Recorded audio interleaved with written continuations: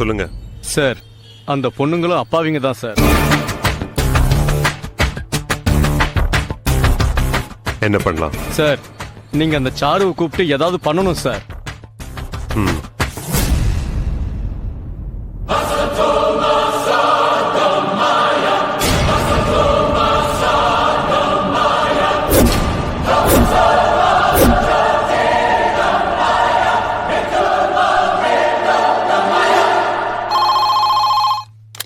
Hello, ஒரு நிமிஷம் என் ரூம்க்கு வா சாரு. எஸ் சார், இப்ப வரேன்.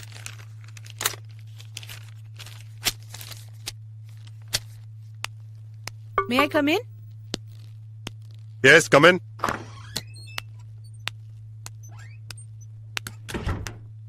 உட்காருங்க.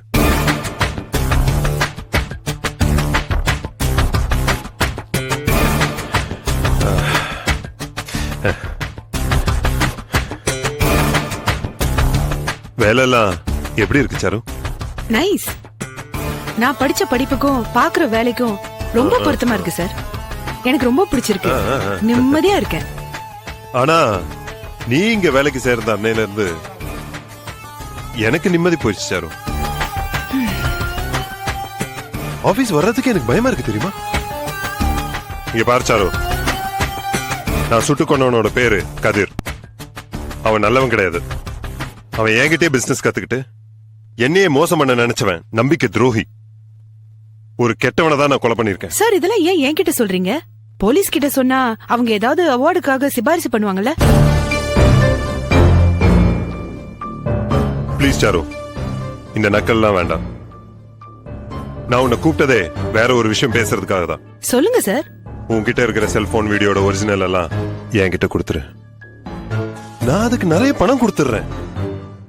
நீ பாட்டுக்கு வேலையை பார்க்கலாம். சாரி சார், ஒரிஜினல் உங்ககிட்ட கொடுத்துட்டு மொத்தமா பணத்தை வாங்கிட்டு போறதுக்கு எனக்கு ஆசை இல்ல. வேற ஏதாவது பேசணுமா? சரி, மும்பைல எனக்கு ஒரு பிரான்ச் இருக்கு. அங்க போய் நீ வேலை பாரு. இதே சம்பளம் நான் அங்கேயும் கொடுக்கறேன். நல்ல விஷயம்தான். நான் ஒண்டி கட்டியா இருந்தா போயிடுவேன். ஃபேமிலியோட இருக்கும்போது ரொம்ப கஷ்டம் சார். ஐயோ சாரு, நான் கொலை பண்ணதுக்கான வீடியோ ப்ரூஃப கையில வச்சுக்கிட்டு நீ daily good morning sir, good afternoon sir, good evening sir நீ இழிச்சுக்கிட்டு அமைதியா நீ என் கண்ணு முன்னாடியே வேலை பாக்குறத பாக்க பாக்க என் அடிவயிறு பத்துக்கிட்டு எரியுது. பிபி அப்படியே சர்ன்னு ரைஸ் ஆகுது தெரியுமா? இது என்ன டார்ச்சர் சாரு? நான் தான் ஒரிஜினல் கொடுத்துரு, அதுக்கு மொத்தமா பணம் தரேன்றனே, அதையே வேணாங்கிற. என்ன தாண்டி உன் பிரச்சனை? இதுக்கும் ஒண்ணும் பேச மாட்டியா? சரி, உன் லவர் எவனோ ஒருத்தர் இருக்கான்னு சொன்னல, அவனுக்கு போன் போட்டு கொடு. நான் அவன்கிட்ட பேசுறேன். என்ன அப்படியே கொடுக்குற? லைனை போட்டு கொடு. தேவையே இல்ல. ரூம்குள்ள நான் வந்தப்பவே லைனை போட்டாச்சு. இவ்வளவு நேரம் நீங்க பேசினதெல்லாம் ரெக்கார்டே பண்ணிருப்பாரு. பேசுங்க. பேசுங்க.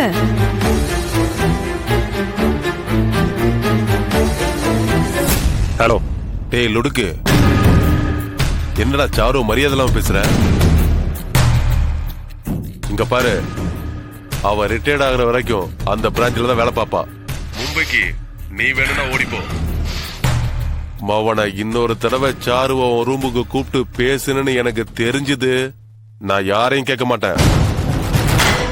என்கிட்ட இருக்கிற ஒரிஜினலை கமிஷனர் ஆபீஸ்க்கும் இன்னொரு காப்பிய பத்திரிகைக்கும் கொடுத்துருவேன். ஜாக்கிரதை.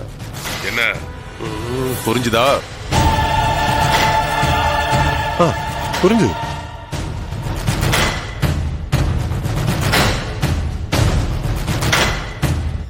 அப்போ நான் போய் என் வேலையை பார்க்கலாமா சார்? பார்க்கலாம். Carry on. தேங்க்யூ. போங்க.